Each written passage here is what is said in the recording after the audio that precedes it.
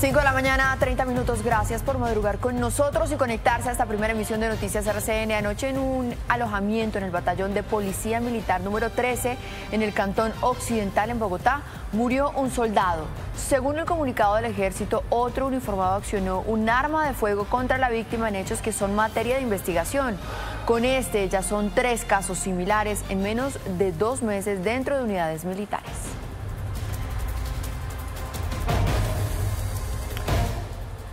Y avanza el restablecimiento del servicio de gas en el suroccidente del país. Según la transportadora TGI, en Palmira, Cartago, Cali, Pereira y Armenia ya hay normalidad. Y en el sector de Cerro Bravo sigue el monitoreo por el Servicio Geológico y la transportadora de gas internacional.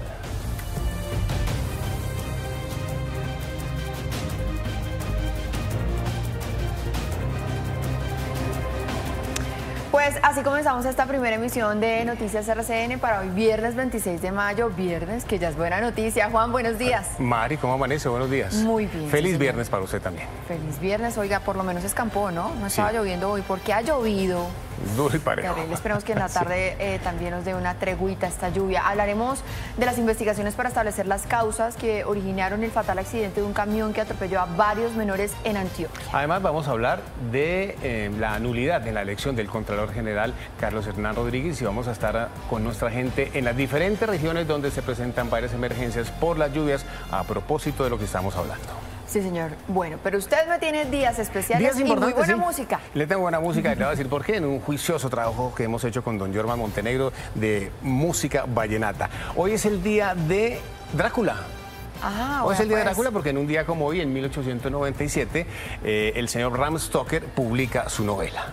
Entonces hoy es el día de Drácula. Hoy es el día de un aparatico muy chévere que hemos tenido todos cuando hemos sido niños, de los aviones de papel. Se originó en la China y se perfeccionó en Japón. Hay campeonatos mundiales de aviones de papel en el mundo entero. Y hoy cumpliría 66 años este genio de la música vallenata. Y esa canción, ¿no? Y esa canción. Con dedicatoria especial. Sí. Diomedes Díaz estaría ahí cumpliendo 66 años. Nació en un día como hoy, en el año 56. Bueno, pues muy bien, ahí está. Muy buena música. Tú eres la reina. Tú eres la reina. Muy buena música para arrancar este viernes 5 de la mañana, 32 minutos. Miren, vamos a hablar justamente sobre esa decisión que tomó en las últimas horas el Consejo de Estado. El expresidente del Congreso, Roy Barreras, y el presidente de la Cámara, David Racero, se refirieron al fallo del Consejo de Estado que dejó sin piso la elección del Contralor General. Jennifer Pedraza, una de las congresistas que demandó la elección, aseguró que el verdadero cambio pasa por órganos de control independientes.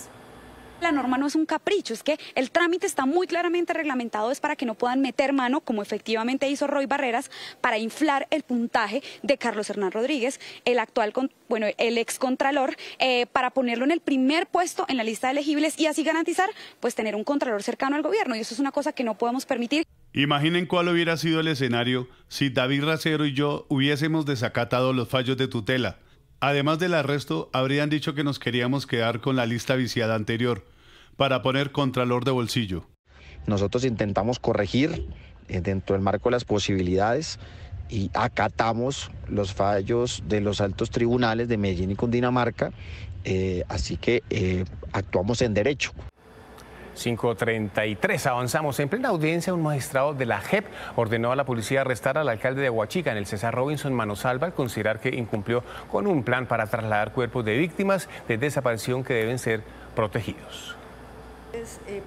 La orden de arresto por 5 días al alcalde de Aguachica en Cesar, Robinson Manosalva, por parte de la JEP, se dictó en plena audiencia, todo por el incumplimiento de las medidas cautelares para proteger los más de 200 cuerpos de personas víctimas de la violencia que fueron exhumados. Y por lo tanto, se confirmará la sanción de arresto inconmutable de 5 días en una estación de policía del municipio de Aguachica o el departamento del Cesar. La JEP consideró no válido el argumento del mandatario con relación a brindar de manera oportuna la documentación que permita la identificación de restos exhumados que podrían ser víctimas de desaparición forzada durante el conflicto armado. Ofrezco disculpa pública si les he ofendido o si han sentido indiferencia por parte del administrador del municipio de Aguachica. El alcalde Robinson Manosalva deberá cumplir la orden de arresto en las instalaciones de la estación de policía de Aguachica o en cualquier guarnición policial del departamento de Cesar. 5 de la mañana, 35 minutos. El presidente Gustavo Petro se refirió a las declaraciones que entregó el ex jefe paramilitar Salvatore Mancuso. Dijo que lo que confesó fueron crímenes de lesa humanidad y deberían ser llevados a la Corte Penal Internacional. Lo que ya parece son crímenes de lesa humanidad, crímenes que quizás en gravedad no han sido cometidos en ningún rincón de América en las últimas décadas. Es una crisis humanitaria. Claro que tendríamos que ser procesados por la Corte Penal Internacional, que sería la instancia para medir este tipo de delitos si la justicia colombiana no puede o no quiere, como reza el Estatuto de Roma. El ministro de Hacienda aseguró que el monto de la adición presupuestal al pendiente en el Congreso podría bajar a 14.7 billones de pesos y que no será necesario hacer cruce de cuentas con Ecopetrol como estaba previsto. Se refirió al informe de las reservas de gas y petróleo que, según la Agencia Nacional de Hidrocarburos, alcanzarían para 7 años más, pero pidió que se incluyan los hallazgos de costa afuera. ¿Qué le pedimos a la Agencia Nacional de Hidrocarburos? Que nos vuelva a presentar un informe dentro de 6 meses donde ya se incluyan los hallazgos costa afuera. Si usted escuchó a la doctora Murgas de Naturgas, hoy se encontró con una cosa muy interesante, que si esos hallazgos que existen ahí se comprueban que son ciertos y se pueden explotar, vamos a pasar a 20 años de reservas. Entre 200 y 300 granadas de fabricación, según las fuerzas militares, en un taller improvisado para la fabricación de diferentes explosivos en zona rural de Tumaco, Nariño. El taller pertenecería a la estructura armada residual Urias Rondón de las disidencias de las FARC. En esta fábrica de explosivos se instruían a nuevos integrantes de estos grupos ilegales sobre la elaboración de artefactos explosivos improvisados, utilizados tanto en atentados terroristas en contra de los campesinos como de las diferentes unidades militares. 5:37, Maritza, avanzamos en esta primera emisión de noticias y usted sabe que estamos en todas las regiones del país con las noticias de la gente. Vamos de inmediato a conocer lo que ocurre con nuestros corresponsales. Aquí están, aparecen los muchachos en pantalla. Está don Juan en Medellín, está Jairo Cabrera en Barranquilla, está Camilo en Bucaramanga, está Marcela en la ciudad de Cali. Sí, señor. ¿Y la está esperando Juan en Medellín? Vamos a arrancar con noticias de Antioquia porque al Hospital General de Medellín fueron trasladados los 2 menores que resultaron heridos en el accidente que ayer conmovió al país. Recordemos, Juan, que allí en San Luis, en la autopista Medellín-Bogotá, otros 2 niños perdieron la vida. Juan Fernando, usted tiene más detalles, adelante. Hola Maritza, sí, una dolorosa noticia que compartió ayer Noticias RCN. Tuvimos un equipo especial enviado a San Luis en el oriente del departamento de Antioquia con el fallecimiento de 2 menores y 2 primitos están siendo atendidos en Medellín. Sufrieron lesiones complejas, pero la noticia positiva es que están fuera de peligro. Nos referimos a Ana Sofía Ciro, una niña de 10 años, y Faber Sierra, su primito de 6 años de edad. Mientras en el oriente de Antioquia se alistan las exequias de 2 niños, en Medellín sus 2 primitos continúan recibiendo atención médica. Recordamos, fueron embestidos por un vehículo, por un camión, en un sector conocido como La Josefina, del municipio de San Luis, en la autopista Medellín-Bogotá. El informe médico de los 2 pacientes. Los niños ingresaron con un cuadro que no reviste mayor gravedad, por eso están conscientes, orientados y con signos vitales estables. Hoy serían sometidos a chequeos médicos adicionales, a exámenes para determinar el proceso y el tratamiento a seguir con los 2 menores antes de ser dados de alta. Nuestro recorrido nacional se dirige ahora al departamento de Santander con Camilo Santos, que tiene información sobre un caso de violencia intrafamiliar. Camilo, buenos días, ¿de qué se trata? Juan Fernando, televidentes, muy buenos días. Así es, lamentables casos que continúan ocurriendo en la ciudad de Bucaramanga. Este hecho se registró específicamente en el barrio Juan 23, al sur de la ciudad. La comunidad alertó a la policía, especialmente a la patrulla Púrpura, donde un hecho de maltrato que estaba ocurriendo precisamente en este barrio. Cuando llega la policía al lugar, se encuentra con un hombre de 47 años, quien minutos antes habría agredido a su expareja y también a su hijo menor de edad, y también causado serios daños a la vivienda donde residían. Y es que a raíz de esto, pues las autoridades realizan la captura y también hacen un llamado a la comunidad para que denuncie a través de la línea 155 este tipo de casos, y también en la línea 123 para que se logre una captura inmediata. Este sujeto fue capturado y dejado a disposición de la Fiscalía General de la Nación. De la misma forma, la mujer víctima de violencia intrafamiliar se le está brindando el acompañamiento oportuno por parte de la patrulla Púrpura. De acuerdo con la policía, más de 340 personas han sido capturadas en la ciudad de Bucaramanga por violencia intrafamiliar, y la capital de Santander. Ahora nos trasladamos a Cali porque las autoridades realizaron fuertes operativos específicamente en el oriente de la ciudad. En total fueron 20 allanamientos y 14 capturas. Marcela Tunjo, muy buenos días. Específicamente, ¿por qué tipo de delitos efectuaron estas capturas? Camilo, buenos días para usted y para todos los televidentes. Secuestro, homicidio y extorsión fueron los delitos por los cuales fueron capturadas estas personas en el oriente de Cali, exactamente en los barrios Mojica, Comuneros y Manuela Beltrán. Como usted lo dice, 21 procesos de allanamiento los que realizaron las autoridades para lograr estos resultados. Aseguran que continuarán contrarrestando la delincuencia en Cali, en todo el área metropolitana, con estos operativos y estos resultados. Durante 3 días consecutivos, diferentes operativos con las especialidades de la SIJIN, Gaula, CIPOL, los cuales nos ha dado unos importantes resultados a la hora. Tras de 21 allanamientos realizados, hemos obtenido resultados en concierto para delinquir, homicidio, porte ilegal, tráfico de armas y desplazamiento forzado.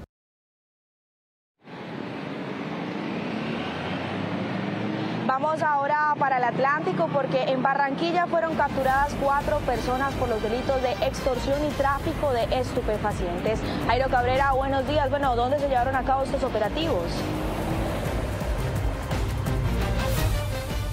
Hola Marcela, muy buenos días. Estos operativos se realizaron en el barrio La Chinita, ubicado en el suroriente de la ciudad de Barranquilla. Según la policía, estas 4 personas que fueron capturadas en las últimas horas influían en la sensación de inseguridad, no solamente en el barrio La Chinita, sino en los sectores aledaños, y estarían vinculados a la banda de los costeños, a quienes se les acusa de múltiples crímenes en diferentes puntos de Barranquilla y su área metropolitana. Entre las capturas están alias Brayita, alias Coyote y alias Coche, quienes tenían anotaciones por diferentes delitos y serían dinamizadores del cobro de extorsiones y distribución de estupefacientes. Casa Noticias.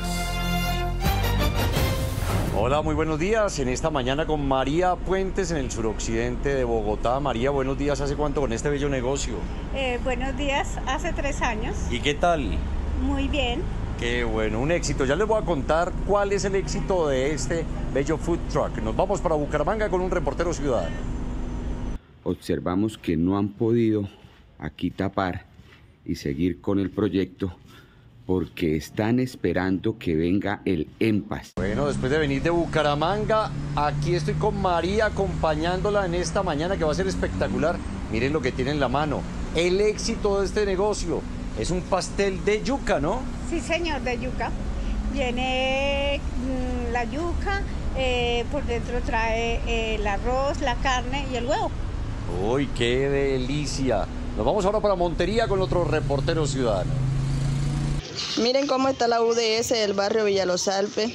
No pueden entrar los niños a la UDS porque están las calles inundadas, tan llenas de agua, ya que vinieron a cobar a veces más de 3 meses esas calles y aún no han hecho nada. Todo está bien lleno de agua, bien inundado. Bueno, aquí voy a acompañar a María, que está empezando el día y además le va a ir muy bien. ¿Qué decirle a los emprendedores de este país, María querida? No, que hay que hacerle con entusiasmo, y tener ganas para salir adelante. Claro que sí. Recomendados para el desayuno los pasteles de yuca en este sitio muy cerca de la Embajada de Estados Unidos. Envíe su video al 320-995-4854. María, recuerde un consejo, no se quede callada. Denuncie. Vuelvo con ustedes, feliz día. Feliz día, Felipe, gracias. 5:44, avanzamos en el Atlántico. Los niños de una institución educativa reciben las clases en 3 idiomas, español, inglés y la lengua palenquera, para evitar la pérdida de sus tradiciones y su cultura.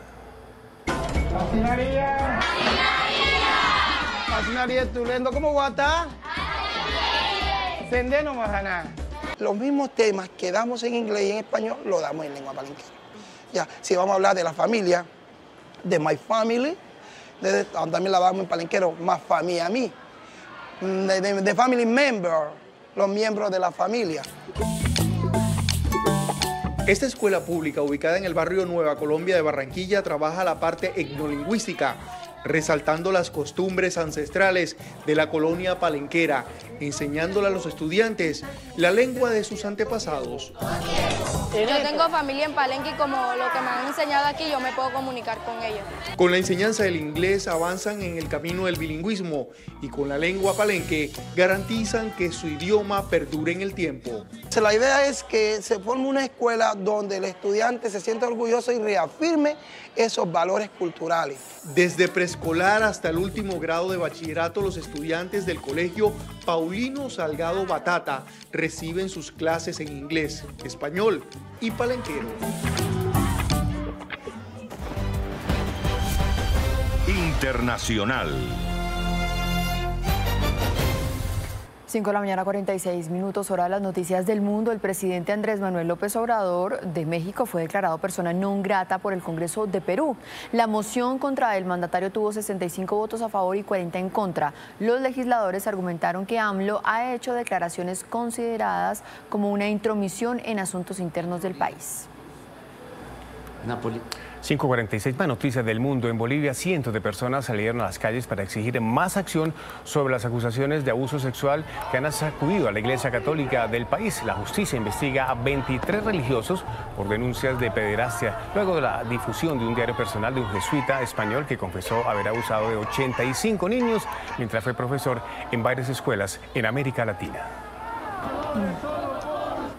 Y el abogado colombiano Andrés Guzmán Caballero fue nombrado por el presidente de El Salvador, Nayib Bukele, como comisionado presidencial de Derechos Humanos y Libertad de Expresión en ese país. Guzmán es abogado experto en alta tecnología y se ha desempeñado en la Defensoría de Colombia en varios cargos. Un tribunal de Ecuador condenó a 34 años y 8 meses de cárcel al expolicía Germán Cáceres por el feminicidio de su esposa, la abogada María Belén Bernal, cuyo caso sacudió a la sociedad ecuatoriana y se volvió en un símbolo de la violencia machista en ese país al ser asesinada dentro de un recinto policial. Los hechos ocurrieron el 11 de septiembre del año 2022 y recordemos que el hombre fue capturado en diciembre mientras se escondía en La Guajira.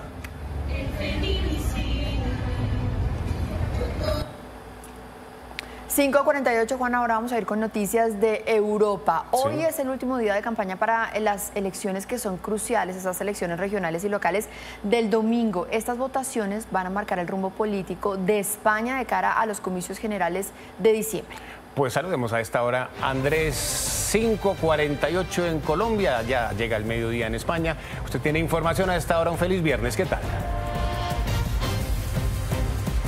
Juanito, muy buen día. Mari, cordial saludo a ustedes, a los televidentes de Noticias RCN. Feliz viernes para todos ustedes. Este domingo habrá elecciones, como dice Mari, cruciales aquí en España, regionales y locales, que determinarán el rumbo político del país de cara a esos comicios generales del próximo mes de diciembre, comicios en los cuales el presidente del gobierno, Pedro Sánchez, tratará de mantenerse en el poder y, por su parte, el jefe de la oposición, Alberto Núñez Feijóo, del Partido Popular, tratará de recuperar la Moncloa para el Partido Popular. Durante esta campaña electoral lo que está en juego es el poder regional. Hay 12 de las 17 regiones que tienen elecciones durante este fin de semana y allí el Partido Popular también tratará de recuperar el poder en aquellas regiones donde el Partido Socialista ha gobernado durante los últimos 4 años. Y han sido unas elecciones marcadas en los últimos días por denuncias, investigaciones e incluso capturas por parte de las autoridades por presunta compra de votos por parte de algunos militantes del Partido Socialista en algunas 2 o 3 poblaciones de regiones españolas. Aquí las intervenciones de Pedro Sánchez y de Alberto Núñez Feijóo apoyando a sus candidatos en estas elecciones.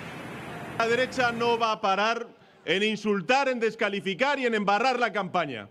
Y hay una segunda cosa aún más clara y más importante, y es que a pesar de eso, a la izquierda y al Partido Socialista no nos van a parar. Vamos a votar, vamos a ganar y vamos a gobernar Madrid a partir del 28 de mayo. Necesitamos que el presidente del Gobierno no desaparezca durante días, asuma la responsabilidad, aclare lo que está ocurriendo y tome las decisiones que correspondan. La política es noticia aquí en España, pero también sigue siendo noticia la lluvia, los intensos aguaceros que están cayendo durante toda esta semana, sobre todo en el este del país, en la costa del Mediterráneo, en las regiones de Cataluña, en la región de Murcia y también en la Comunidad Valenciana. Lluvias que han causado emergencias, graves inundaciones, vehículos atascados, personas en complicaciones, intervenciones de los bomberos, de las autoridades para tratar de poner a salvo a los ciudadanos y unas lluvias que de manera atípica están cayendo en el mes de mayo. Recuerden ustedes que en abril reportábamos un intenso calor aquí en España y ahora en mayo, que estamos en plena primavera, estamos reportando estos aguaceros, unas lluvias que se extenderán al menos por una semana más en ese sector del país. Información en directo desde Madrid, un abrazo para todos. Feliz día. Andrés, gracias, un feliz día, un abrazo también para usted. 5 de la mañana, 50 minutos. Regresamos con noticias de Colombia. Vamos a hacer ahora un recorrido por toda la información de Bogotá y Cundinamarca. Están preparados nuestros periodistas Miguel Ángel Cruz, Shirley Salazar y también nuestro patrullero de RCN, Efraín Arce. Bueno, Miguel, usted tiene información sobre el caso del presunto abusador de una menor en Transmilenio. Adelante, buen día. ¿Qué tal? Muy buenos días, Maritza, para usted, para los televidentes. Pues mire, la reacción justamente de la familia tras esta captura y posterior judicialización. 1 año como tal sentenciado este hombre de 22 años por actos abusivos contra esa menor de 15 años dentro de un articulado de Transmilenio. Importante resaltar que la familia puso la denuncia y justamente el proceso de celeridad de las autoridades permitió esta judicialización. Es de manera preventiva de 1 año, mientras adelantan la investigación, pues este hombre negó los cargos de los cuales lo señalan las autoridades. Sin embargo, indica la familia que este proceso no puede caerse durante el camino y que necesita que haya contundencia en la pena para este hombre de 22 años. Rasgó su vestido y al ella tratar de defenderse lastimó su mano. Queremos hacer un llamado ante las autoridades para que este tipo de sentencias sean ejemplares. Tenemos miedo y zozobra de que este tipo quede en libertad, ya sea por vencimiento de términos u otras causales, y pueda tomar represalias contra nosotros. Afectación psicológica tiene esta niña de 15 años, recibe acompañamiento por parte de su familia y las autoridades. Bueno, seguimos con información de Bogotá, algo muy importante, y es que en estos días sigue lloviendo en la capital, diferentes inundaciones, y lo que resaltan desde el distrito es que motivo de estas inundaciones también tiene que ver con las basuras, esos puntos críticos que han identificado que son de arrojo continuo. Shirley nos cuenta información justamente sobre qué hacer ante este tipo de casos y por supuesto las recomendaciones para la gente. Miguel Ángel, muy buenos días. Pues le cuento que la empresa de acueducto y alcantarillado de Bogotá adelanta varias jornadas de limpieza en los puntos más críticos para evitar inundaciones y evitar que el sistema de alcantarillado colapse en algunas zonas. Están haciendo énfasis en lugares muy cerca a colegios, a universidades, a centros de comercio, a los canales de aguas lluvia que atraviesan la ciudad y también en la avenida 1 de Mayo. Lo que va corrido de este año ya han recolectado, ya han recogido cerca de 43.000 toneladas en residuos y basuras y se ha hecho una inversión cercana a los 8.000 millones de pesos. Son cerca de 400 operarios que están por las calles recogiendo estas basuras. No arrojar aceites ni materiales grasos sobre los sistemas de drenaje al interior de las viviendas y de los alcantarillados o sumideros. 2. Sacar las basuras en los momentos adecuados para que los operadores de aseo puedan hacer su tarea oportunamente. 3. No arrojar escombros sobre los sumideros de producto de las demoliciones o remodelaciones. Y en este viernes es momento de conocer el reporte de la movilidad que nos lo entrega nuestro compañero Efraín Arce. Efraín, muy buenos días. Cuéntenos desde dónde se encuentra en este momento. Shirley, ¿qué tal? Muy buenos días y feliz viernes. Es viernes y el cuerpo lo sabe. A esta hora transitamos por la calle 63. Vamos a comenzar a subir el puente sobre la carrera 30 y queremos mostrarles a ustedes que ya está en plena obra. Se está reparando este puente. Hay reducción de un solo carril, por lo tanto... recordamos a todos los usuarios de este puente que se está generando un impacto fuerte en la movilidad debido a la reducción de un carril. Aquí aprovechamos para mostrarles a ustedes una panorámica de la carrera 30. Miren ustedes cómo está la 30. Tiene bastante movimiento vehicular, muchos vehículos tanto hacia el norte como hacia el sur, pero está fluyendo la carrera 30, más lenta la calle 13 ingresando a Bogotá desde el municipio de Mosquera. Les pedimos que se queden con nosotros porque en minutos estaremos desde la estación metropolitana de la policía de Bogotá, que nos reportan que han capturado a un peligroso delincuente, lo cual hace de las calles un poco más seguras. Estaremos pues con estos detalles en unos minutos aquí en el patrullero RCN. Acompáñenos.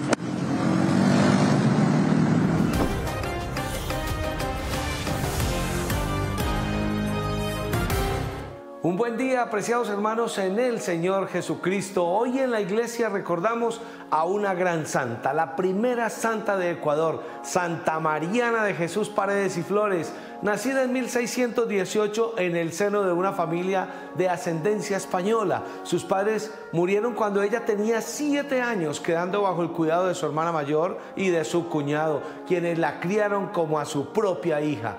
Ya en ese momento mostró su inclinación a la oración y a la contemplación, a la piedad y la mortificación. Por la negativa que obtuvo para entrar en una orden religiosa, decidió profesar en privado los votos de pobreza, obediencia y castidad. Tenía su director espiritual y adoptó el nombre de Mariana de Jesús en una pequeña habitación en el solar de su casa. Allí no solo oraba, sino que trabajaba, tejiendo, cosiendo y tocando guitarra. Solo salía de su habitación para ir a misa y a repartir comida a los pobres. Ingresó a la orden franciscana seglar con motivo de las numerosas calamidades, epidemias y terremotos que azotaron a Ecuador en 1645. Ofreció su vida a Dios a cambio de la salvación de sus ciudadanos, muriendo ese mismo año y canonizada en 1950. Mi saludo fraterno y lleno de gratitud a mis hermanas del Colegio Santa Mariana de Jesús,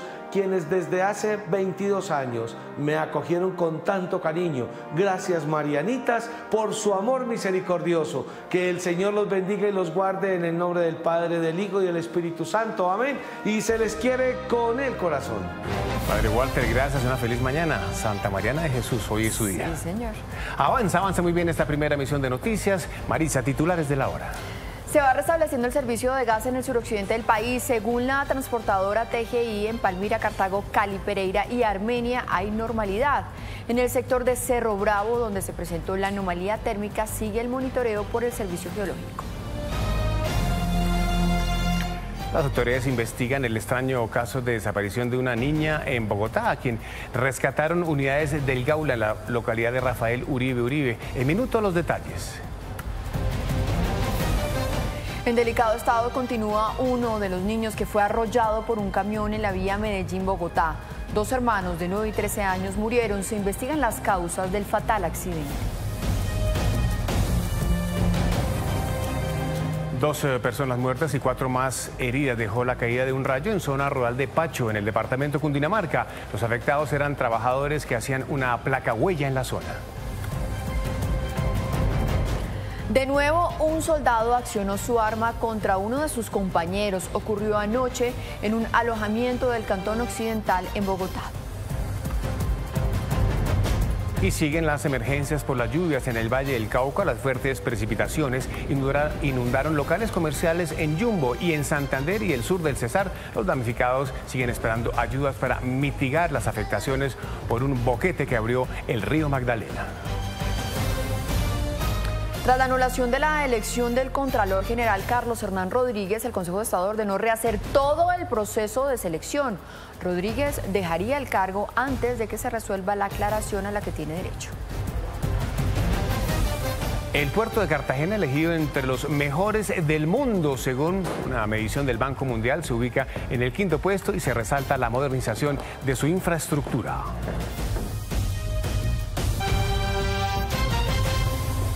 Son las 6 de la mañana en punto. A todos ustedes, gracias por seguir conectados con nosotros en esta emisión de Viernes, Juan. Sí, señora. Y bienvenidos a todos aquellos que madrugan, que se levantan a las 6 de la mañana y que se conectan con nosotros. En minutos también informaremos sobre la captura de un presunto asesino serial. Juan, según las autoridades, sus víctimas eran integrantes de la comunidad LGTBIQ+.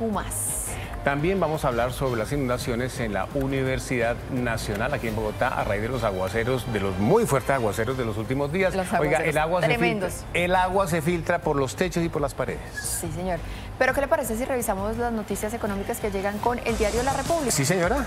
Aquí está, edición impresa del diario La República. Gracias a Fernando Quijano, su director. Noticias importantes que nuestro máster la rueda inmediatamente. Así queda el GEA con la salida de Nutresa, el grupo empresarial antioqueño, a propósito de la salida de Nutresa. TGI, transportadora de gas internacional, no descarta bypass pese al restablecimiento del servicio de gas. Ya lo hemos dicho que ya comienza a habilitarse de forma normal este servicio.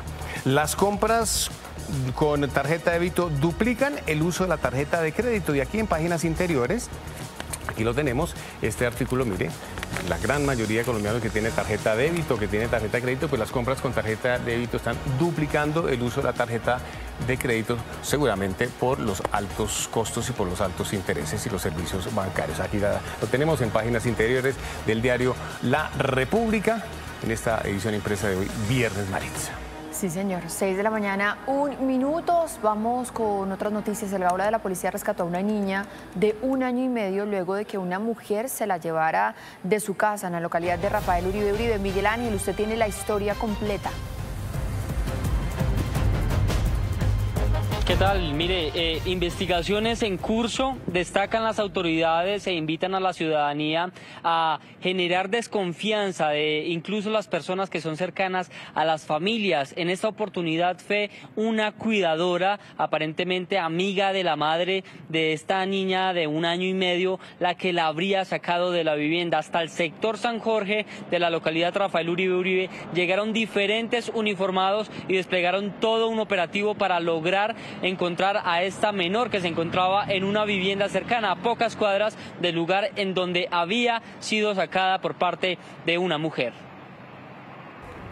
Por más de 5 horas estuvo desaparecida una niña de 1 año y medio en el barrio San Jorge de Rafael Uribe Uribe. Los vecinos apoyaron la búsqueda. Información indicaba que una mujer habría entrado a una vivienda del sector y la habría sacado a escondidas de sus padres. Tal vez se valió de la ocasión, de la confianza de la mamá, para acercarse a la niña y luego raptarla. Por presión del Gaula de la policía en la zona, una familiar de la persona que se la llevó fue quien la entregó. Estaba a unas 4 cuadras del lugar en el que desapareció. Estuvimos acá pendientes en la calle, llegaron muchas entidades, policías, el Gaula. Este abrazo significó parte de calma para el padre de la niña. Sin embargo, el desenlace de la historia es investigado por las autoridades. Gracias a Miguel Ángel por esta información. 6:03. Voy ahora para Cali porque sigue el restablecimiento del servicio de gas domiciliario en la capital del Valle del Cauca. Marcela, buenos días. Eso dice por lo menos la transportadora TGI, la transportadora de gas internacional. Le pregunto, Marcela, si hay reporte de algunas emergencias que se hayan presentado en medio de este restablecimiento del servicio. ¿Qué tal? Buenos días. Buenos días para usted y para todos los televidentes. Desafortunadamente sí hay reporte de emergencias presentadas desde la tarde de ayer que se restableció el servicio de gas natural en Cali. Los bomberos han atendido hasta el momento más de 16 emergencias relacionadas con incendios estructurales y fugas de gas. Reportan a una persona lesionada. Mire, se acabó de incendiar esta panadería aquí. El mal manejo de las válvulas de gas natural habrían generado más de 16 emergencias como incendios estructurales y fugas de gas en los barrios Mariano Ramos, Chapinero, San Vicente, El Calvario, Petecoy y La Flora en el centro, oriente y norte de Cali, luego del restablecimiento del hidrocarburo en las viviendas y comercios. ¡Échale agua! ¡La moto! ¡La moto! Debemos tener en cuenta que si vamos a hacer uso de las estufas, las válvulas se deben abrir poco a poco. Si escuchamos algún ruido extraño, no hacer uso y llamar directamente a la línea 119 o al 164 Gases de Occidente. Según los bomberos, una persona resultó lesionada con una quemadura nivel 1 en el barrio Santa Isabel, luego de la explosión de un calentador. Pero está explotando. Invitan a la ciudadanía a abrir gradualmente las válvulas de gas para evitar estas explosiones. Nosotros en Noticias RCN llegamos al barrio El Troncal, en el centro de la ciudad, a la panadería Don Mauricio, para mostrarles el panorama. Don Mauricio, ¿está contento? A ver, prenda la estufa. ¿Ya le llegó el gas? Sí, señorita, nos llegó ayer a las 12:30 del día. La verdad, muy contentos porque pues estábamos sin servicio y pues el negocio no estaba funcionando sin el gas. ¿Tuvo algún inconveniente con las válvulas? ¿Se han presentado emergencias? No, para nada, todo está full, todo está bien. Me contaba usted que vivió horas de preocupación porque no podía hacer el pan, la comida para quienes atienden. Sí, claro, o sea, nos sentíamos mal porque pues los clientes preguntaban por el pan, pero pues no teníamos, porque como estábamos sin el gas, no podíamos preparar nada. Bueno, una buena noticia para los comerciantes de la capital del Valle del Cauca, pues fue la primera ciudad donde se restableció el servicio de gas natural. Según Gases de Occidente, continuará hoy en otros municipios, 47 en Valle del Cauca y Norte del Cauca. Es la información por el momento desde Cali. Continúen con más de Noticias RC. Marcela, gracias. Ya está volviendo el gas. 6 de la mañana, 6 minutos. Vamos a seguir hablando de eso. A esta hora de la mañana le damos la bienvenida aquí a Noticias RCN a Pilar Rodríguez. Ella es gerente de Gases de Occidente. Pilar, muchísimas gracias por estar con nosotros. No, muchas gracias. Un placer estar aquí con ustedes, Juan Eduardo y Maritza. Bueno, Pilar, hagamos un reporte actualizado. ¿Cómo amanece el occidente del país en materia del abastecimiento de gas? Bueno, en este momento tenemos desde el día de ayer normalizado el servicio en la ciudad de Cali para nuestros usuarios residenciales y comercios menores. En el día de hoy haremos la gasificación de otros municipios de principales cabeceras municipales del Valle del Cauca, como son Buga, Yumbo, Jamundí, Candelaria. Tenemos cuadrillas dispuestas y nuestro centro de control está liderando la operación del restablecimiento del servicio en estos municipios. Pilar, buenos días.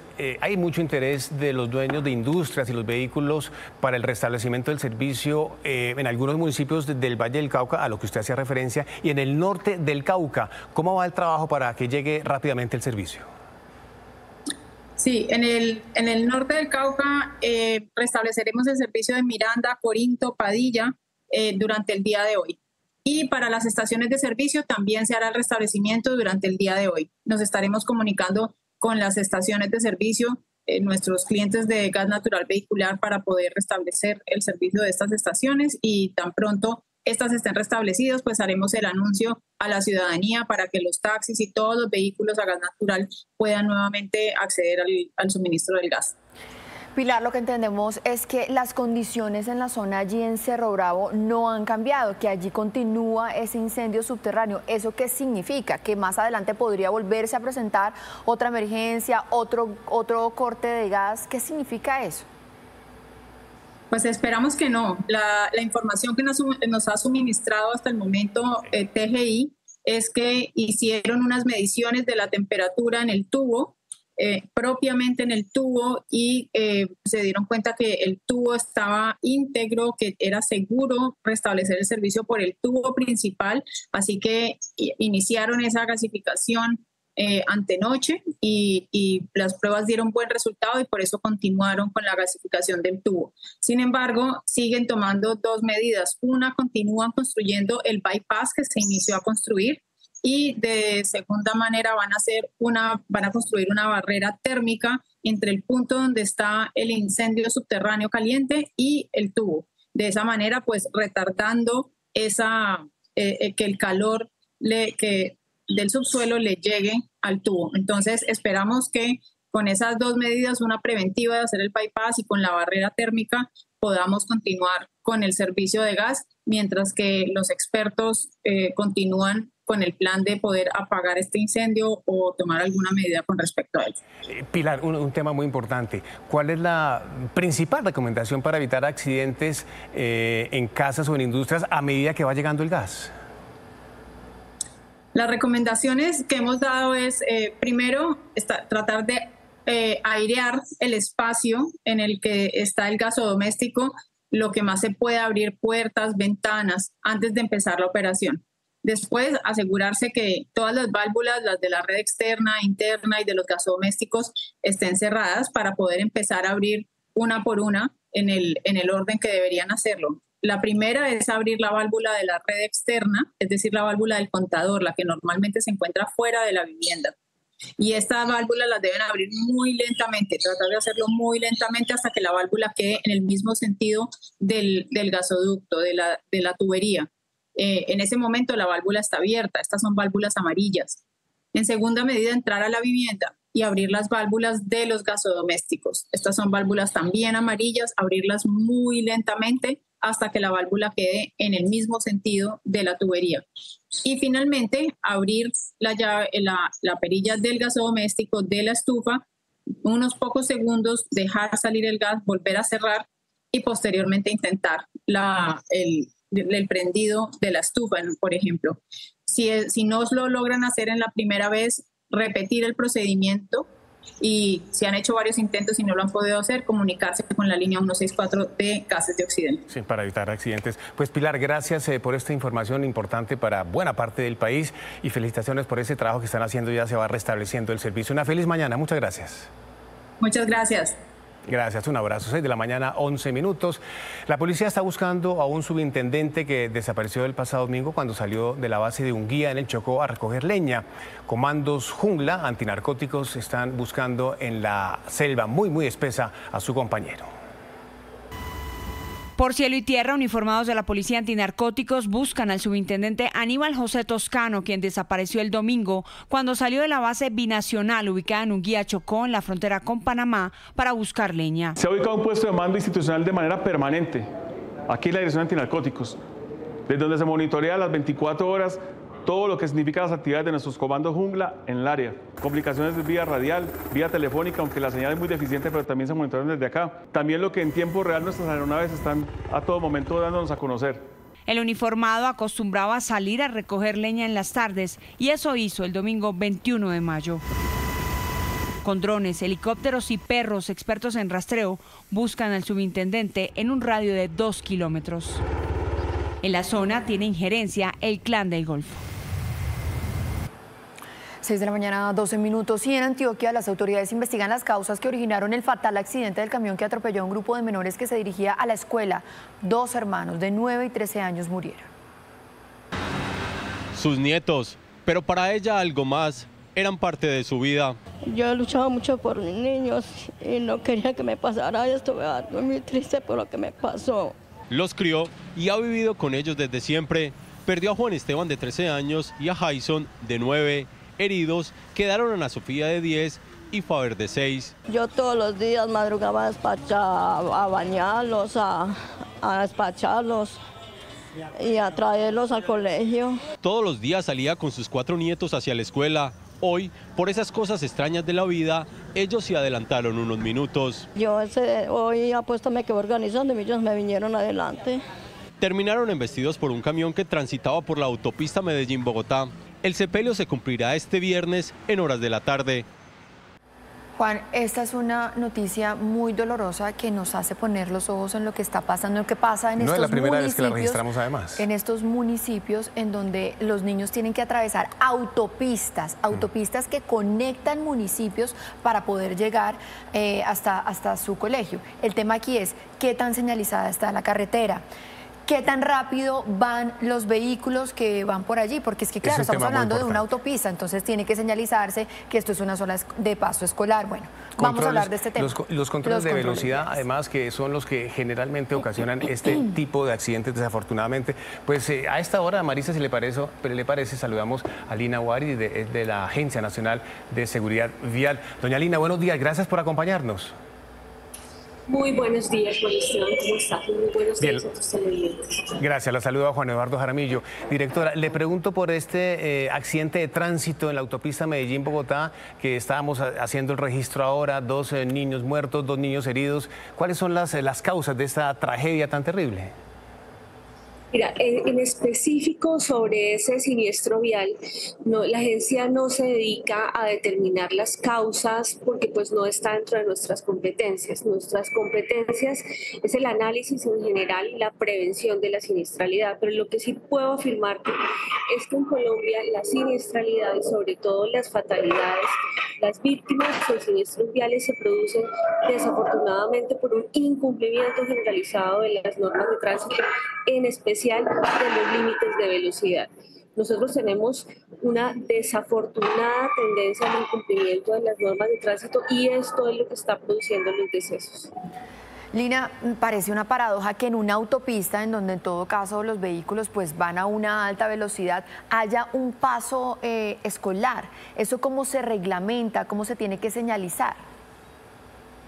Es que, en primer lugar, tenemos que destacar que en Colombia, después de la ley Vial Esteban, la máxima velocidad en cualquier vía son 90 km/h, esté o no señalizada. No cumplir con ese límite de velocidad de 90 km/h hace que el conductor no pueda maniobrar. Entonces, desafortunadamente, sin afirmar que la conductora del vehículo iba a más de 90 km/h, lo cierto es que no deberíamos tener grandes velocidades restrictivas. El problema de los pasos efectivamente es un problema de infraestructura del país, pero también debemos afirmar que la mayoría de estas autopistas pues están señalizadas. Hay otro inconveniente y es desafortunadamente que los niños no todos van acompañados. Un niño no tiene la misma sensación de riesgo que los adultos. Es importantísimo el acompañamiento de los niños. Es importantísimo que los niños nunca estén solos y menos en una vía donde hay gran tránsito de vehículos. Sí, pues Lina, gracias por acompañarnos en esta emisión de Noticias RCN. Es muy triste, lamentable esta noticia que tenemos que registrar que afecta a los niños y no es la primera vez que lo hacemos. Gracias, una feliz mañana, muy amable. Yo tengo que decirte una cosa más. Sí, señora. Y es, mira, en Colombia desafortunadamente tenemos que, no somos conscientes que todos los siniestros viales son evitables y que ninguna muerte, mucho menos las de los niños, es aceptable. Si entendemos que todos los siniestros viales dependen o se causan por errores humanos y que no debemos aceptarlos y que las normas de tránsito son un acuerdo social que nos permite convivir en paz, evitaríamos este fenómeno de la siniestralidad. En Colombia ya hay un aumento del 6% de las víctimas fatales con respecto a enero-abril del año pasado y por eso la invitación es al cumplimiento de las normas de tránsito. Te agradecemos mucho. Muchas gracias, Lina, gracias por este acompañamiento. Sí, ahí estamos viendo, Marisa, entonces. Sí, señor. Son prevenibles perfectamente porque son por fallas humanas, son prevenibles accidentes en las vías nacionales y el mundo entero, claro. 6 de la mañana, 17 minutos. Vamos a hacer una pausa para comerciales. Sí, señora, regresamos en segundos, 6:17. Estamos en directo, volvemos.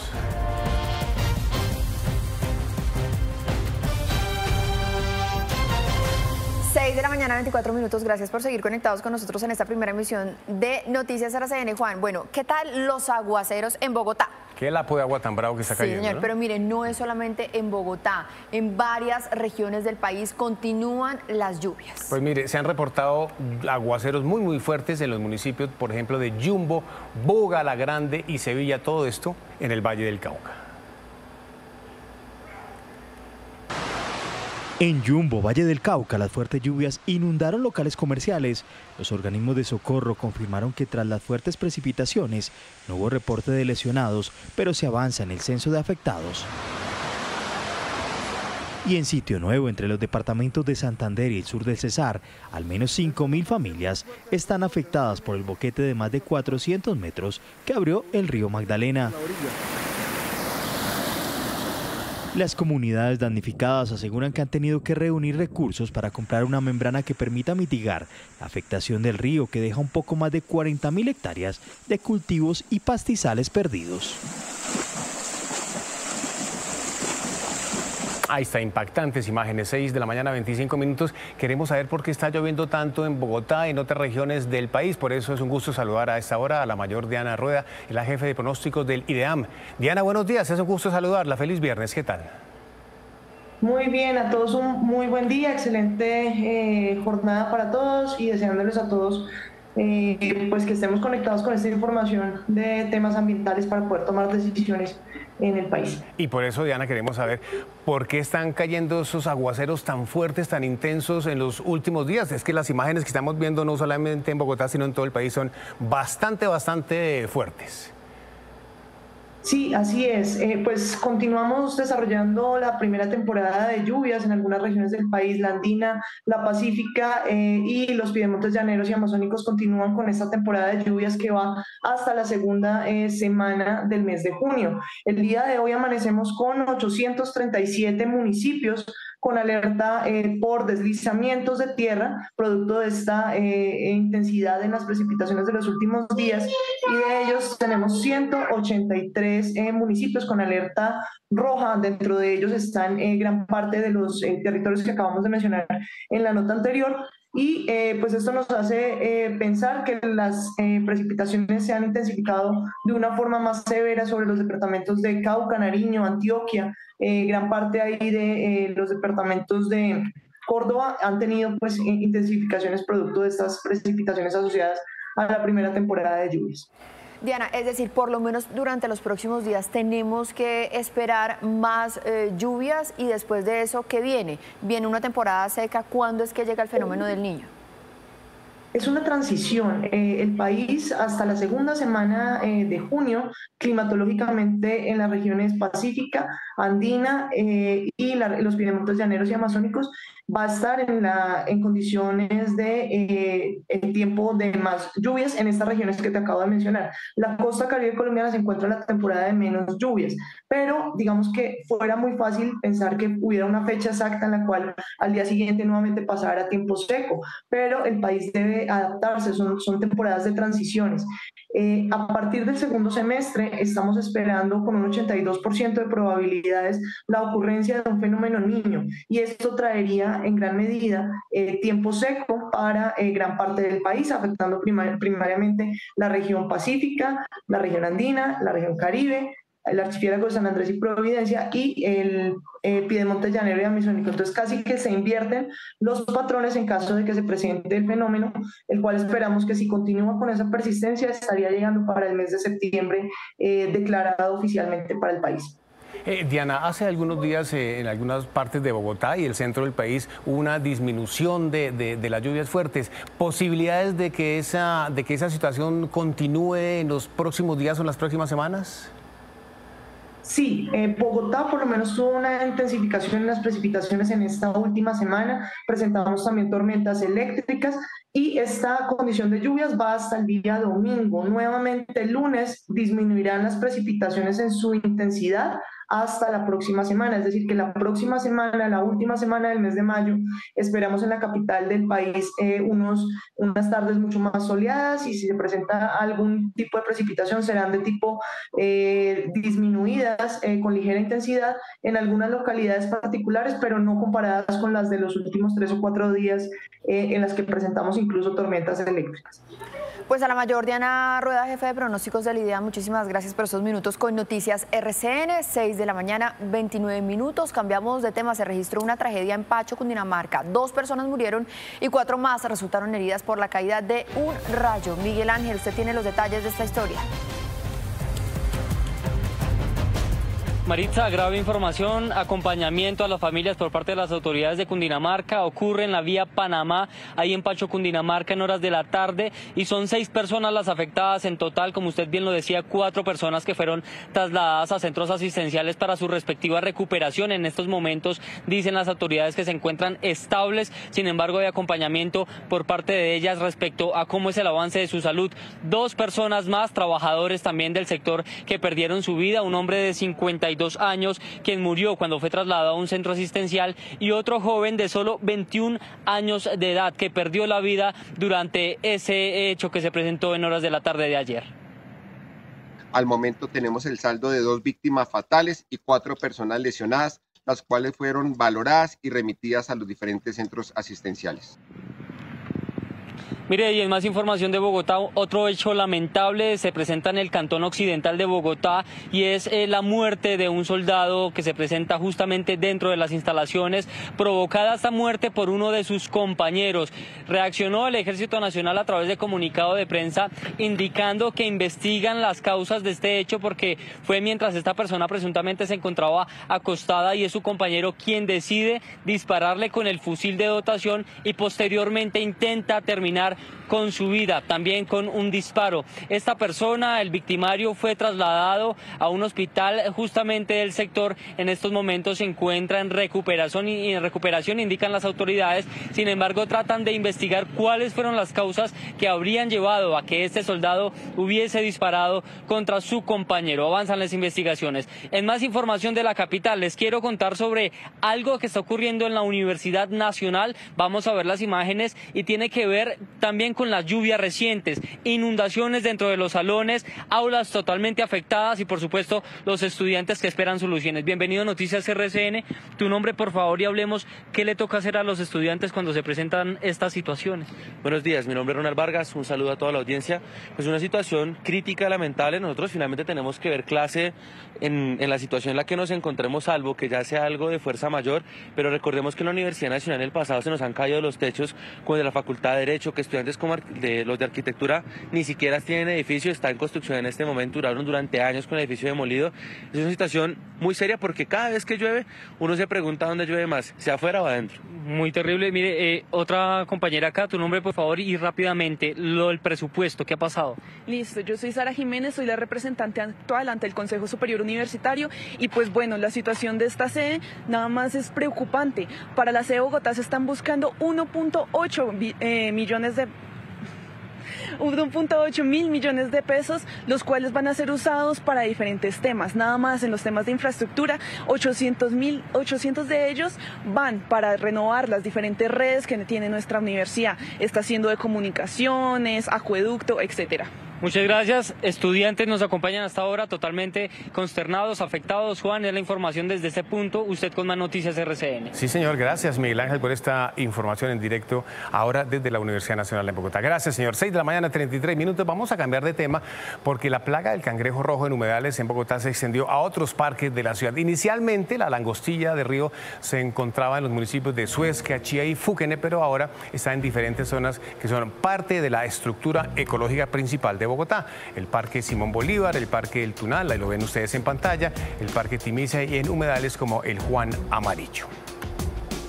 Ahí están las zonas donde está esta langostilla. Pero ¿cuál es el riesgo de esta especie? Según la Secretaría de Ambiente, la langostilla de río contiene diferentes hongos, parásitos y bacterias que al consumirse pueden ocasionar efectos en la salud como gastroenteritis o diarrea. Shirley, usted está en el Parque Simón Bolívar, donde hay una mayor presencia de este animal. Le pregunto por los controles para tratar de frenar este animal que siga avanzando. La saludo nuevamente, buenos días. Juan Eduardo, televidentes, muy buenos días. Pues esta langostilla de río ya había aparecido hace algunos 2 años aquí en la capital colombiana. Vuelve a conocerse algunas imágenes y controles que está haciendo la Secretaría de Ambiente. Está con nosotros Ángela Sánchez, ella es bióloga del programa de la Universidad Central. Muy buenos días, cuéntenos, ¿qué impacto ambiental puede tener esta langostilla de río? ¿Por qué la vemos en esta época en algunas zonas de Bogotá? Bueno, los impactos pues son muchos porque esta es una especie que es invasora, no es de acá, y pues adicionalmente se reproduce súper rápido y en condiciones pues como las que tenemos aquí en Bogotá le permite pues reproducirse ampliamente. Sobre todo en las épocas de lluvia va a tener una postura de 200 a 500 huevos y tiene un altísimo impacto porque adicionalmente entra a competir con las especies nativas alimentándose de lo mismo mismo que están comiendo nuestras especies de acá. Entonces eso lleva precisamente a que altere nuestros ecosistemas y se encuentre normalmente, pues digamos, en los cuerpos de agua, como aquí en el Simón Bolívar y en los humedales de Bogotá. ¿Qué tipo de medidas de prevención debe tener un ciudadano si, por ejemplo, la encuentra aquí cuando vaya caminando por el Parque Simón Bolívar? ¿Qué debe hacer? ¿Se la puede llevar para consumir? ¿Es riesgoso?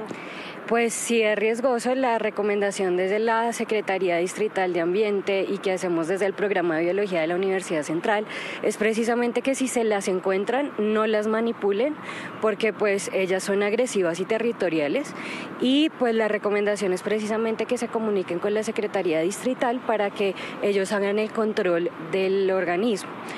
Adicionalmente son organismos que transmiten hongos y bacterias, por lo cual lo recomendado es no consumirlas ni entrar en contacto con estos organismos. Muchísimas gracias. Pues como aumenta la época de lluvias, también se intensifican los controles por parte de la Secretaría de Ambiente, que ya expidió también pues un comunicado informando a la ciudadanía sobre todas esas recomendaciones que deben tener al ver o al encontrarse en los humedales esta langostilla de río. Información desde el Parque Simón Bolívar. Ustedes tienen más noticias. Muy buenos días.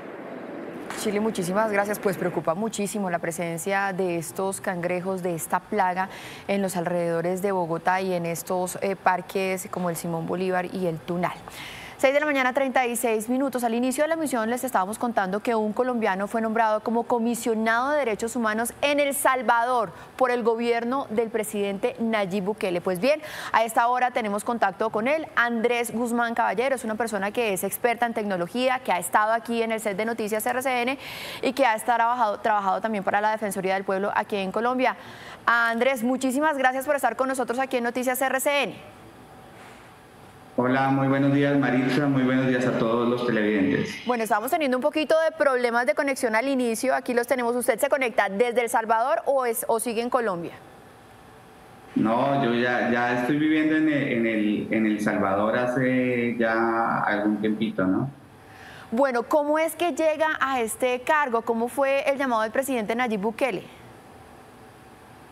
Bueno, pues la verdad es que yo he estado trabajando en varios temas, sobre todo en temas de normatividad y regulación en El Salvador, y por esto conozco pues el país, igual que varios países de Latinoamérica en los que ya he venido trabajando, y pues así conozco El Salvador hace algún tiempo, y pues tuvo a bien el señor presidente invitarme a este importante cargo pues hace unos días, ¿no?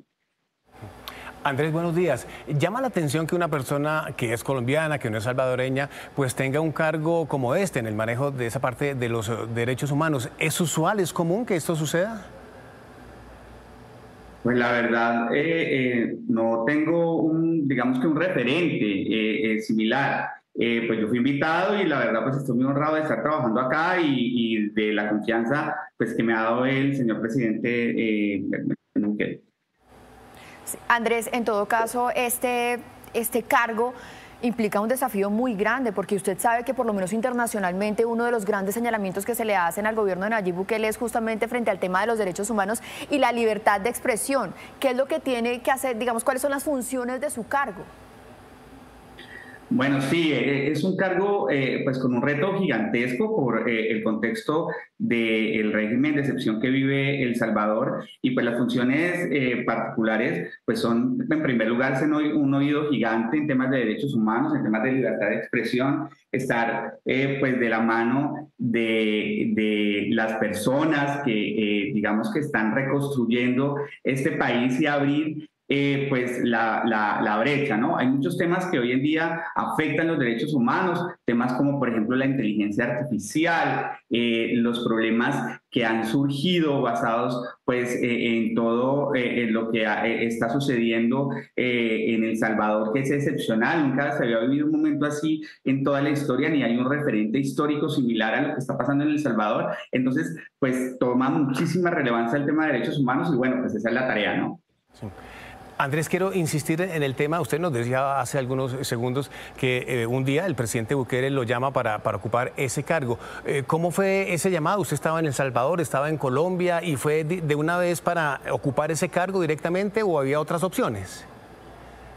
No, bueno, la verdad es que la academia ha sido algo, pues digamos, bien grande para mí. Me invitaron a dictar un par de charlas, vine, estuve, ya había estado aquí en El Salvador como asesor en temas técnicos legislativos y bueno, pues digamos que he investigado muchísimo y trabajado muchísimo el tema de derechos humanos en ambientes digitales, el tema de la inteligencia artificial y la injerencia de derechos humanos y pues para nadie es un secreto que en El Salvador el tema de la inclusión tecnológica y de, digamos que la tecnología del Bitcoin es la moneda legal y nacional, pues es un tema bien importante. Entonces, pues eso tuvo pues bastante injerencia y pues sí, así fue el llamado que me hicieron, pues la invitación que acepté muy gustoso, pues porque es un reto gigante desde el punto de vista personal y profesional, ¿no?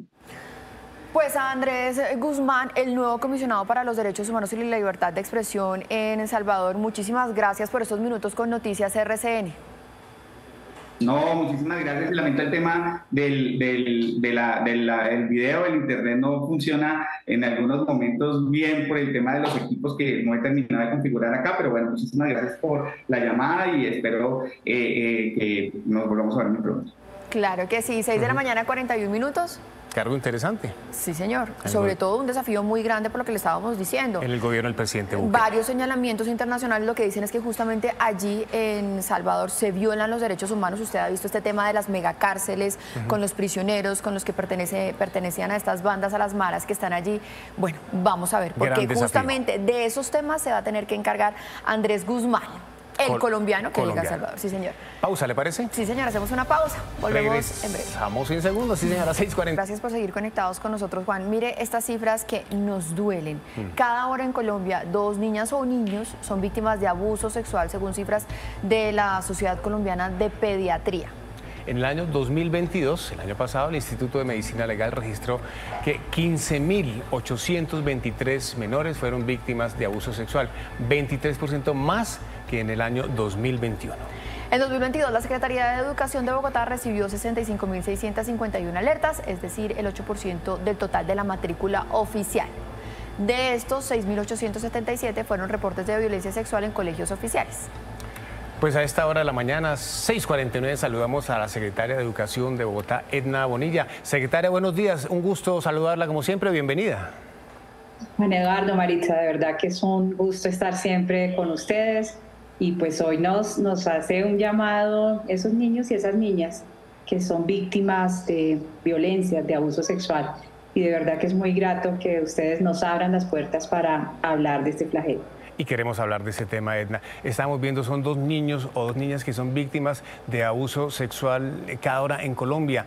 ¿En Bogotá la situación está aumentando? Sí, nosotros estamos viendo un aumento en estas situaciones de violencia, de abuso, del 65.651 alertas que tuvimos nosotros el año pasado. Fíjense que 6.877 eran frente a violencia y abuso sexual. Y abril de 2023 ya tenemos 2.095 alertas. Nos preocupa obviamente el número de casos que se presentan en las familias, casos que se presentan también con personas cercanas a la familia, pero también estamos viendo con preocupación cómo están aumentando los casos en lo que nosotros llamamos entre pares, es decir, entre los mismos niños que generalmente, entre los mismos estudiantes, pues observan esto, ven, están también con todas las redes sociales y demás con una cantidad de información. Entonces tenemos una gran preocupación por estos aumentos en los casos de violencia sexual. Secretaria, justamente sobre el tema de violencia sexual, en 2022 cerca de 7.000 alertas fueron en colegios. ¿Cuáles son las circunstancias más recurrentes y quiénes son los agresores en estos casos? No, ahí es muy importante. El colegio, cuando nosotros hablamos de esa cifra, no es que se estén dando los casos de violencia sexual dentro del colegio. Aquí el llamado es el colegio escucha, identifica y atiende estos casos, pero la gran mayoría de los casos se dan en el hogar o por personas cercanas. El colegio es muy importante porque permite identificar, por eso nosotros estamos trabajando y le agradecemos a los maestros y maestras, a los orientadores, porque ellos identifican el caso y lo atienden, pero la gran mayoría de los casos se da por fuera del colegio. Cuando se da en el colegio, nosotros tenemos unos casos que llamamos entre pares, es decir, entre los mismos estudiantes, unos casos en los que algún miembro de la comunidad educativa puede tener estos casos de presunta violencia sexual y otras personas que sean externas, pero la gran mayoría de los casos se dan por fuera del colegio. El colegio lo que hace es identificar, prevenir y actuar. Secretaria, para aclarar una respuesta que usted nos acaba de entregar ahora, ¿se están presentando casos de violencia, de abuso sexual entre los mismos estudiantes, entre los mismos niños? Sí, señor. Ese es un llamado que nosotros estamos haciendo, porque fíjese, Juan Eduardo, que casi siempre y lo que ha generado a veces incluso las noticias y demás es el caso de violencia sexual de un profesor o de una profesora frente a un niño. Nosotros repudiamos esos actos, pero también hacemos un llamado a la no estigmatización de los maestros, de las maestras. Nosotros tenemos claramente identificados, son 220 casos, la Fiscalía General de la Nación nos está ayudando con un proceso con bastante celeridad, pero se nos está presentando un aumento entre pares, es decir, entre los mismos niños menores de edad, a quienes obviamente tenemos que garantizar todos sus derechos.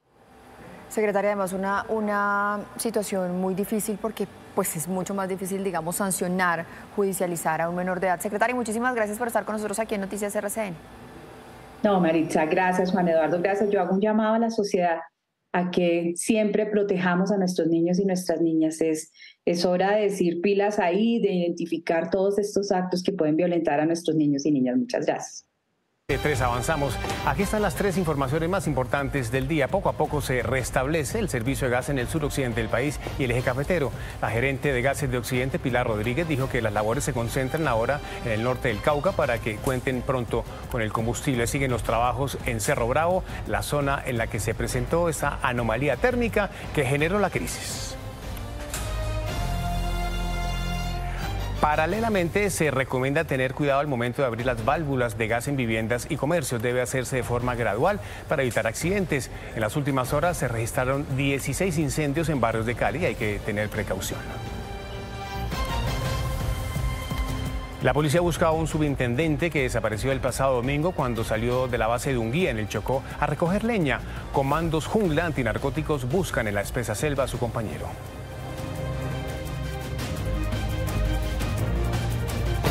Momento de conocer las 3 noticias más importantes de nuestras regiones. Un fuerte vendaval con granizo se registró hace pocas horas en el municipio del Zulia, en norte de Santander. Decenas de viviendas quedaron sin techo y carros averiados. La vía nacional permaneció bloqueada y con paso intermitente tras la caída de árboles sobre la carretera. Vea eso. Marica, no. Y después del Consejo de Seguridad instalado en Cimitarra, Santander, donde semanas atrás se habían conocido amenazas contra docentes, el gobernador informó que los alumnos podrán regresar a las aulas tras activar presencia militar y de policía las 24 horas del día en el corregimiento de Puerto Olaya. Y con la finalidad de generar conciencia en los menores sobre la no violencia en la Comuna 5 del norte de Cali, la Policía Metropolitana realizó una jornada de intercambio de juguetes bélicos por otros artículos de entretenimiento. La jornada estuvo llena de sonrisas y actividades lúdicas. Con buenas noticias para la Heroica, el puerto de Cartagena alcanzó el primer lugar en América y el 5º a nivel mundial en el ranking de los puertos más eficientes. Pues esto se lo va a decir porque un estudio que adelantó el Banco Mundial y efectivamente queda como uno de los puertos más eficientes, 5º a nivel mundial. Me pido preguntarle a Ivonne Salamanca en Cartagena que nos entregue detalles de esta noticia. Ivonne, ¿qué tal? Buenos días, feliz viernes. Feliz viernes, Juan Eduardo, para ti, para Maritza. Pues mire, es una noticia para celebrar no solo en Cartagena, sino en todo el país, por lo que significa para la economía de Colombia. Hay que decir que ese es un estudio que realiza el Banco Mundial y mide en detalle, con precisión, esa actividad, la actividad portuaria, en la que llegan los contenedores al puerto de la ciudad. Mide con detalle cómo funcionan los tiempos, la eficiencia en los tiempos, desde que llega la embarcación, se hace el ejercicio de transporte de contenedores y posteriormente zarpa. El año pasado el puerto de Cartagena ocupó la posición número 12 y este año ocupa la número 5 en el ranking mundial, es decir, subió 7 posiciones en tan solo un año y además se consolida como el número 1 en toda América, en todo el continente americano. de las cosas que estamos buscando es que este país descubra la importancia del comercio, la importancia de la bahía de Cartagena, la necesidad de tener mayores medios que faciliten el comercio para que, agregando valor, seamos competitivos en el mercado internacional. De Cartagena vamos al Valle del Cauca y vamos a volver a Cali, en donde sigue el proceso de restablecimiento, Marcela, del gas domiciliario. ¿Cómo va la cosa? Juan Eduardo, nuevamente buenos días. Pues mire, nosotros llegamos al centro de Cali, exactamente en la estación de gas vehicular de Villa Colombia. En estos momentos hay un receso, pero quiero que ustedes vean la fila de taxistas que llegan a este punto, porque aquí ya llegó el gas vehicular. Están desde más o menos las 5:40 de la mañana haciendo la fila, están transcurriendo rápidamente, se demoran alrededor de 20, 15 minutos. Y este no es el único punto, también dicen que sobre la Simón Bolívar, la estación de gas, ya están operando. Vamos a hablar con los conductores que fueron los más afectados. Bueno, cuénteme, contento porque volvió el gas. Muy buenos días, sí, estamos muy contentos porque pues la verdad a nosotros la gasolina no nos sirve para trabajar, y esta bomba aquí a las 52,15 nos dio mucho la mano, estamos muy agradecidos y esperamos de que no se vuelva a repetir esto, porque pues son cuestiones de la naturaleza, del daño que hubo. En todo caso, muchas gracias. Bueno, muchísimas gracias. Lo que dicen los taxistas es que vuelva al servicio de gas vehicular, pues les ayuda a ahorrarse el 50% del costo de la gasolina, por ejemplo. Entonces están muy contentos. Pero bueno, nosotros también hablamos con Gases de Occidente. Aseguran que se espera que en las próximas horas el Valle del Cauca también ya tenga gas. En el día de hoy haremos la gasificación de otros municipios de principales cabeceras municipales del Valle del Cauca, como son Buga, Yumbo, Jamundí, Candelaria. Tenemos cuadrillas dispuestas y nuestro centro de control está liderando la operación del restablecimiento del servicio en estos municipios. Mire, y el norte del Cauca también sufrió todo este tema del corte del servicio de gas, y pues por supuesto la empresa aseguró que también se va a restablecer en las próximas horas en los 8 municipios del norte de este departamento.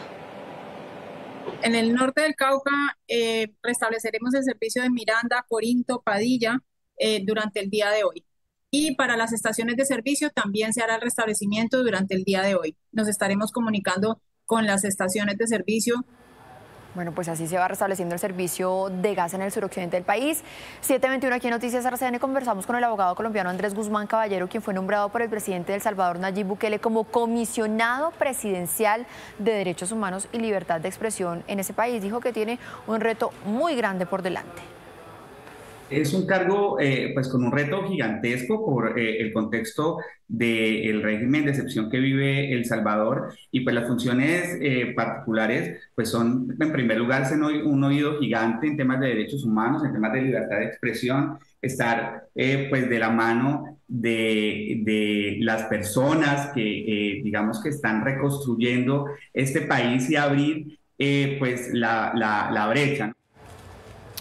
Guzmán afirmó que su experiencia y trayectoria en Colombia fueron clave para que el presidente de El Salvador lo llamara a ser parte de su gobierno.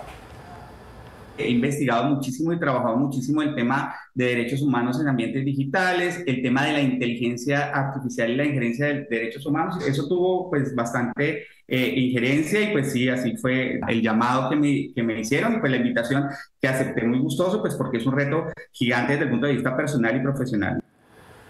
7 de la mañana, 23 minutos, avanzamos con otros temas. Capturaron en Bogotá a quien señalan como un asesino en serie. Sus víctimas eran integrantes de la comunidad LGTBIQ+.